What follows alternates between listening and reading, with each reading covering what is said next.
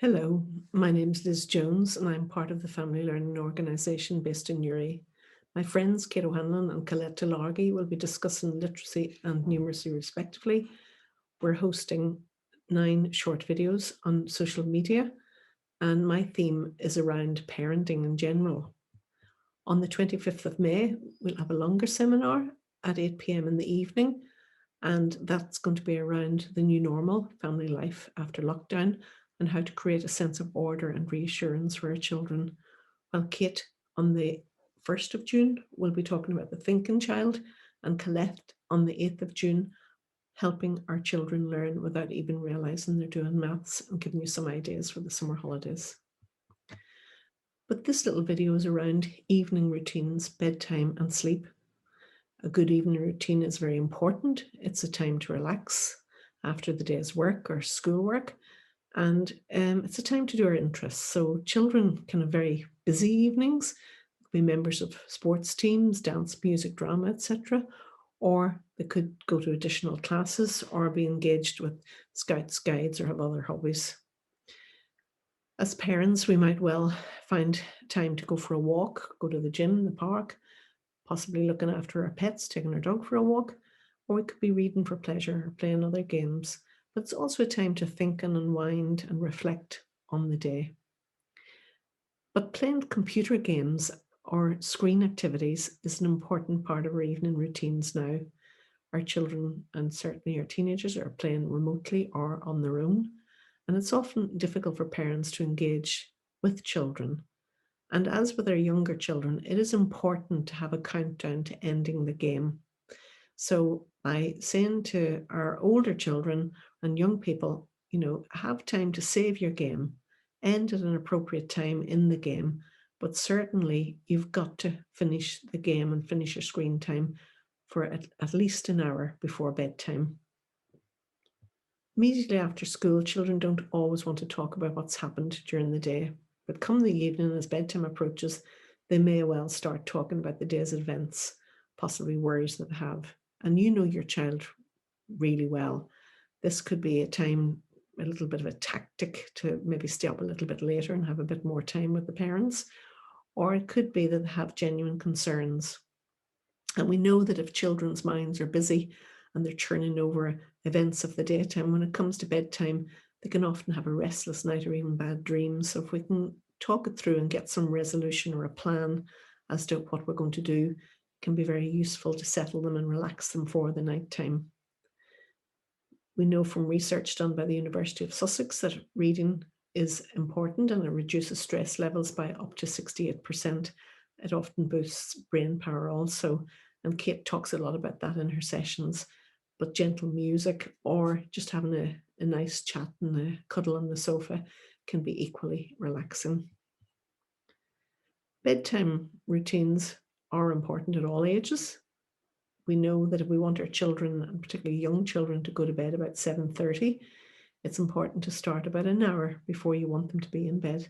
So 6:30 to 7:15, giving them their snack, thinking about their grooming, their bath, their wash, putting on their pajamas, brushing their teeth, and having the rule of nothing to eat after toothbrushing, except maybe water to drink. And certainly then thinking about getting into the bedroom and having a good night with the lights out. So when we look at the recommended hours of sleep for our children, even our teenagers need 9 to 9.5 hours sleep. But for most school-aged children, they need 10 to 13 hours. And what we aim to have is getting to sleep, staying asleep, and getting enough good quality sleep. Sleep is important for our health, and good habits, so relaxing bedtime, help our children sleep. During sleep, lots of things happen. Children's bodies repair. We're told we grow in our sleep. Brain and learning takes place. Our brains relax. We know that our mood and our emotional health and well-being improves through good quality sleep.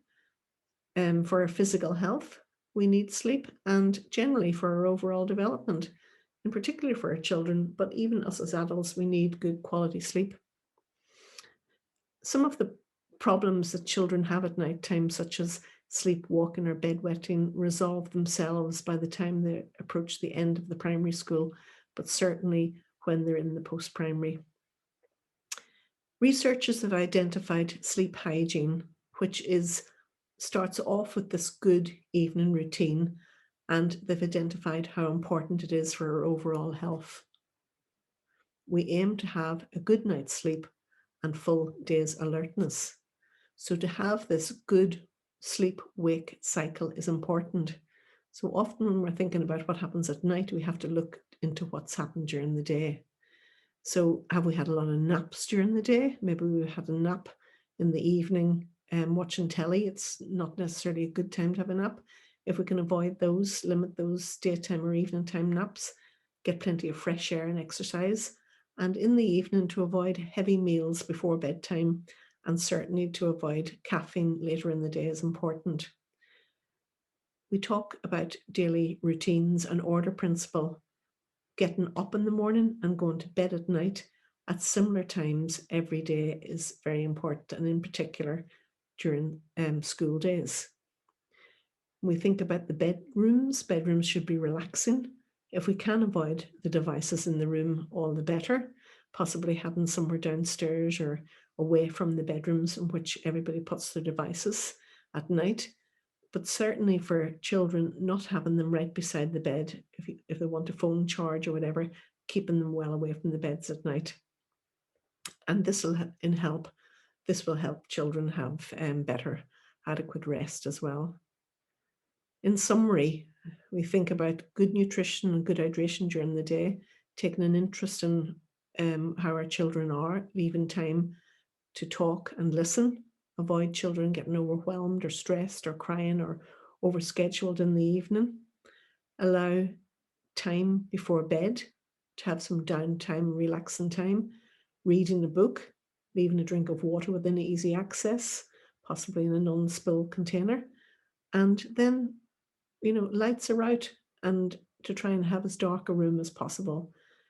Certainly, I know some children like a nightlight, but from a health point of view and a visual point of view, it is better to have as dark a room as is tolerable. I'd like to thank you for your attention, and I hope to see you on Tuesday, the 25th of May at 8 p.m.